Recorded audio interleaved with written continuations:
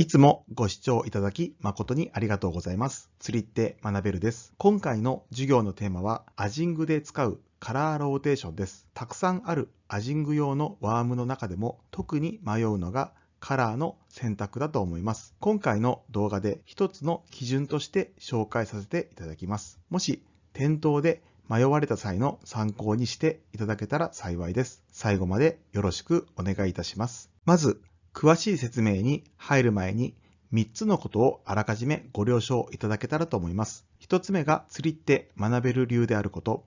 この動画で紹介する表現は釣りって学べる独自の理論となっております。ソルトフライフィッシングの経験を活かした内容をお届けいたします。2つ目が一般的なカラーローテーションとは異なります。他の動画や釣り雑誌などで紹介されているカラーローテーションとは表現が異なる場合がございます。3つ目が視点が魚目線であること。釣りって学べるは魚の気持ちになっての考え方や視点で取り組んでおります。カラーローテーションについてはアピールカラーよりナチュラルなカラーを重視しております。それでは本題に入らせていただきます。まずはじめにアジはフィッシュイーターでもあるため魚の保護色を確認していきます。魚の背中は上から鳥などに狙われにくいように海と同化する青色をしています。魚のお腹は下から大きな魚などに狙われにくいよう太陽の光と同化する白色をしています。次に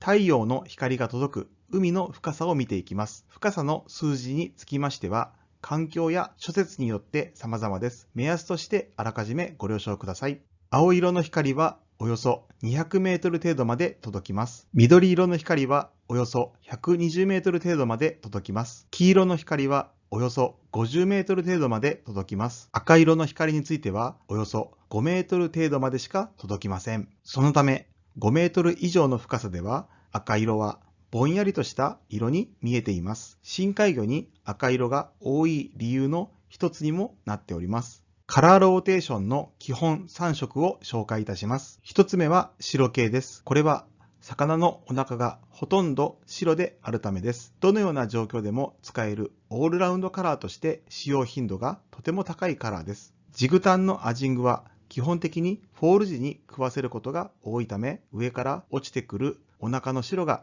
ナチュラルに見えていると思います。2つ目は青系です。これは水深5メートル以内で白系で反応がない時に使っています。上から見たら保護色になりますが、下から見ている時に魚がよろめいて上下反転したように見えたのではないかと感じております。3つ目は赤系です。これは水深5メートル以上で白系で反応がない時に使っております。赤色が届かない領域でぼんやりした印象がよりナチュラルな見え方をしていると思っています。金銭的にたくさんのワームを購入できない場合は、この3色で対応しています。カラーローテーションの応用を紹介いたします。先ほどの3色だけでは不安だなと思ったときは、さらに4色増やして最大色で対応しています。ポイントについたら必ず1投目に投げるカラーは白です。パイロットカラーとして味を探っていきます。白で反応があるがなかなか食わないときは黄色に変更しています。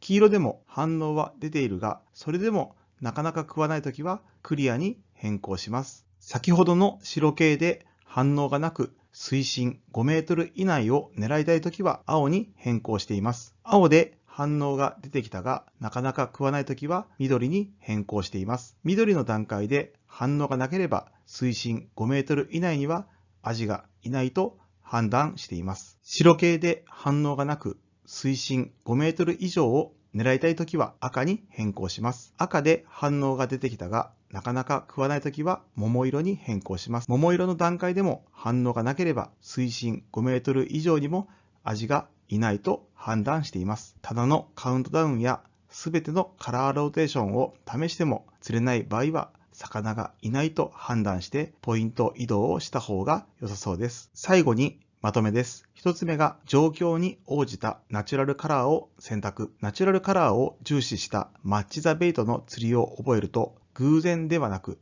確実に狙って釣れる感覚を得られることができます。二つ目が一投目は白。パイロットカラーをはっきり決めておいた方が釣れる、釣れない基準、いわゆるトライアンドエラーが明確になります。3つ目が反応を見てカラーチェンジ。アジングはハマれば爆釣しますが、反面とてもシビアな釣りでもあります。一つのカラーで粘り続けるよりは反応がなければ5投程度で変更した方がいいと思います。今回のアジングで使うカラーローテーションの授業は以上となります。以前、アジングについて3つの授業をさせていただきました。アジングのテクニック、フライフィッシングでアジが釣れる理由、そしてアジングで使う2つのリフト&フォール、お時間がある時にご覧いただけましたら幸いです。今回の動画がアジングの超過アップの手助けに少しでもなれば幸いです。最後までご視聴ありがとうございました。釣りって学べる。